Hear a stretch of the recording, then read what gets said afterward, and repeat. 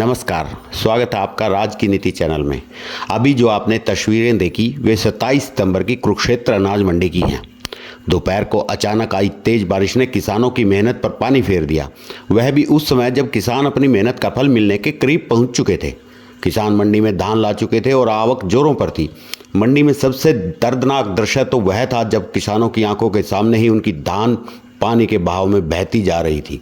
यह दृश्य इतना मार्मिक था कि जो किसान नहीं है और उनकी मेहनत को करीब से नहीं जानता है, अगर ऐसा व्यक्ति भी यह दृश्य देख ले तो उसके भी आंसू निकल आएं। पानी की स्पीड के साथ धान पानी में इस कदर बह रहा था मानो वह खाद्य पदार्थ न होकर पानी के साथ बहकर आने वाला कूड़ा कबाड़ हो। सरकार को केंद्र से भले 27 सितंबर से ही धान खरीद की अनुमति मिल गई, लेकिन शुक्रवार से खरीद कार्य शुरू नहीं हो सका। उल्टा दोपहर को अचानक आई बारिश ने किसानों की मेहनत पर पानी फेर दिया। कुरुक्षेत्र अनाज मंडी में पड़ा हजारों क्विंटल धान देखते ही देखते किसानों की आंखों के आगे भीगकर खराब हो गया। आलम यह था कि किसानों ने अपनी धान को बचाने के लिए तिरपाल तो ढके, लेकिन बारिश इतनी तेज हुई कि मंडी में कुछ ही देर में पानी भर गया, जिससे अधिकांश किसानों की धान की डेरियां ऊपर से तो ढकी रह गई, लेकिन उसके चारों तरफ पानी भर चुका था। दूर से देखने पर डेरियां किसी टापू के समान दिखाई दे रही थी। एक तरफ प्रशासन खरीद कार्य के सभी इंतजाम पूरे होने के दावे कर रहा है, तो दूसरी तरफ मंडी में जिस किसान की फसल उसकी आंखों के सामने पानी में बह गई, वह और बारिश से पानी में बह रही धान की फसल प्रशासन के तमाम दावों की पोल खोल रहा है। आइए देखते हैं यह रिपोर्ट। धान की खरीद का कार्य शुरू हो गया है, क्या कहना चाहेंगे सर, कैसी तैयारियां हैं?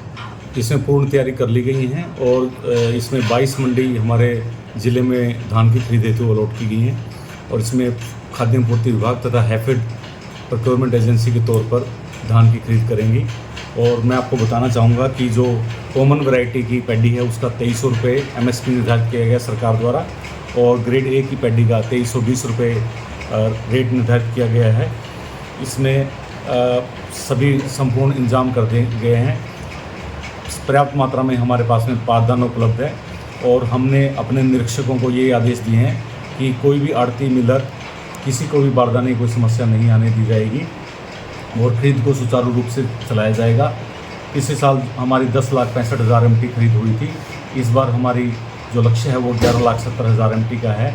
इसकी आवक होने की संभावना है और इसमें उपायुक्त महोदय द्वारा भी मीटिंग ली जा चुकी है सभी संबंधित कर्मचारी अधिकारियों की, और इसमें यही लक्ष्य है कि किसी प्रकार की समस्या ना आने दी जाए और किसानों को अपनी फसल का पूर्ण लाभ मिले, और जो खरीद की जाएगी वह ई-खरीद के माध्यम से की जाएगी और जो किसानों की MSP की अदायगी है वो सीधे किसानों के खाते में की जाएगी। सभी खरीद एजेंसियों ने पूर्ण तैयारी कर ली है और सभी मार्केटिंग बोर्ड विभाग ने भी अपनी पूरी तैयारी कर ली है। तो हमारे सरकार का यही लक्ष्य है कि वे किसी भी प्रकार के किसान को, आड़ती को कोई किसी प्रकार की समस्या ना दी जाए और सुचारू रूप से धान खरीद की जाए। क्या नाम है जी आपका? नाम है जी।